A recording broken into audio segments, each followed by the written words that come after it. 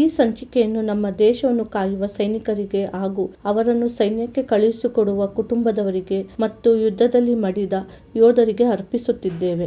ವೀಕ್ಷಕರೇ, ನಾವು ಈಗ ನಿಮಗೆ ಹೇಳುತ್ತಿರುವ ವಿಷಯವೇನೆಂದರೆ ವಿಷ್ಣು ಶ್ರೇಷ್ಠ ಎಂಬ ಗೂರ್ಖಾ ರೆಜಿಮೆಂಟ್ ಸೈನಿಕನೊಬ್ಬನ ಸಾಹಸದ ಕತೆ.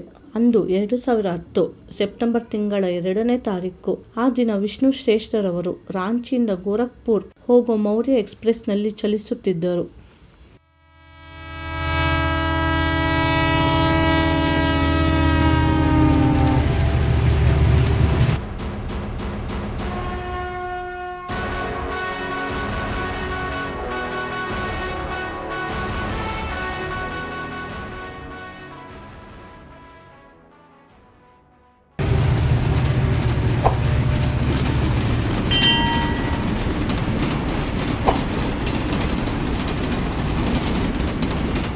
ರೈಲು ಚಲಿಸ್ತಾ ಇತ್ತು. ಪ್ರಯಾಣಿಕರೆಲ್ಲರೂ ಆರಾಮಾಗಿ ನಿದ್ರಿಸುತ್ತಿದ್ದರು. ಆದರೆ ಮಧ್ಯರಾತ್ರಿ ಚಿತ್ತರಂಜನ್ ಬಳಿ ಸುಮಾರು 40 ದರೋಡೆಕೋರರು ರೈಲನ್ನು ಹತ್ತಿದರು.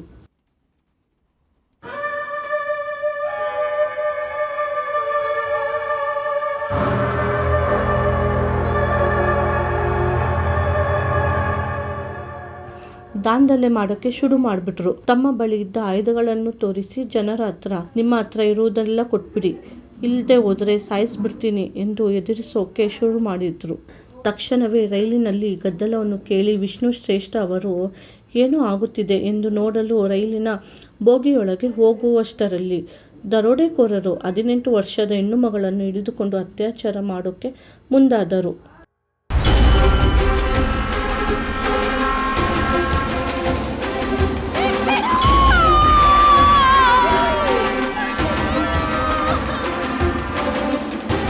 ಈ ದೃಶ್ಯವನ್ನು ನೋಡಿ ವಿಷ್ಣು ಶ್ರೇಷ್ಠ ಅವರಿಗೆ ರಕ್ತ ಕುದಿಯಲು ಆರಂಭಿಸಿತು.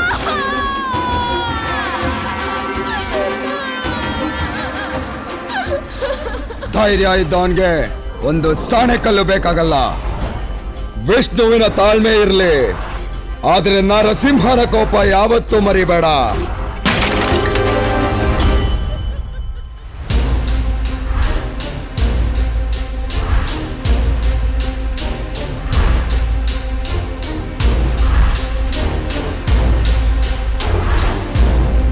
ಅವನ್ ಬರೋವರೆಗೂ ಕಾಯ್ತೀಯಾ ಇಲ್ಲ ನಾನೇನಾರು ಮಾಡ್ಲಾ?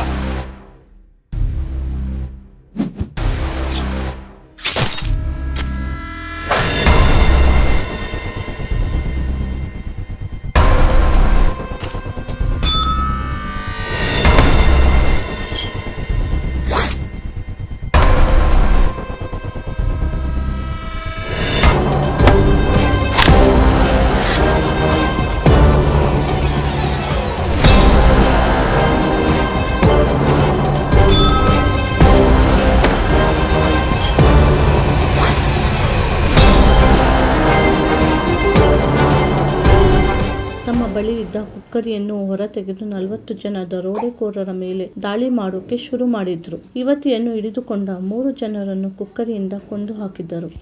ಸುಮಾರು 30 ನಿಮಿಷ ಹೋರಾಟದಲ್ಲಿ ವಿಷ್ಣು ಶ್ರೇಷ್ಠ ಅವರು ಒಬ್ಬರೇ ಇದ್ದುಕೊಂಡು 3 ಜನ ದರೋಡೆಕೋರರನ್ನು ಕೊಂದು ಹಾಕಿದರು. ಸುಮಾರು 8 ಜನ ದರೋಡೆಕೋರರಿಗೆ ಗಂಭೀರ ಗಾಯ ಮಾಡಿದರು.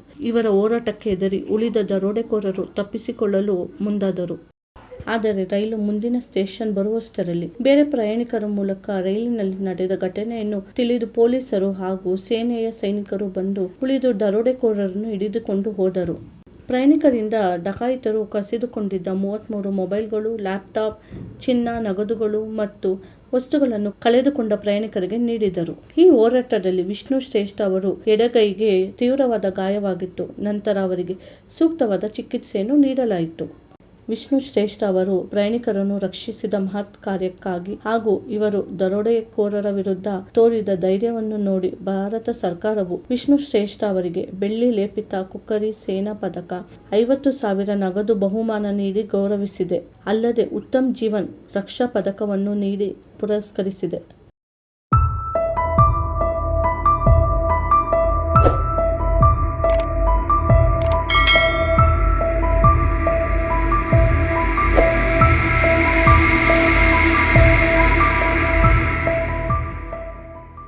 ಸ್ನೇಹಿತರೆ, ನಮ್ಮನ್ನು ನಮ್ಮ ದೇಶವನ್ನು ಕಾಯೋಕೆ ಹಗಲು ರಾತ್ರಿ ಶ್ರಮಿಸಿ ಸೈನಿಕರು ಕಂಡಾಗ ಅವರಿಗೆ ಒಂದು ಗೌರವವನ್ನು ಸಲ್ಲಿಸೋಣ.